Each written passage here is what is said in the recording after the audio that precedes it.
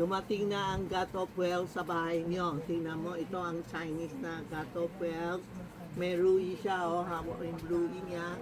Rui niya nasa likod. Ibig sabihin, powerful. Malakas ang powerful. Tapos may dala siya pouch, puro pera. No? Puro pera ang hawak niya. Ang damit niya, puro dragon. Ito ang Chai Xingya, God of Wealth. Tapos nakatayo siya sa gold bar.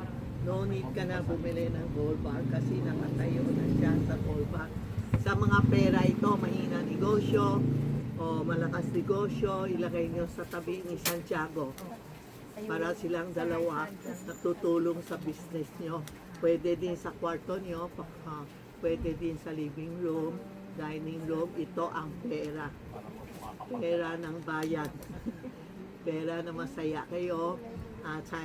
Christmas lang tayo na marami nagsasabi, tita, mahina ang negosyo ko. Sabi ko, totoo. Pero mag-wish tayo.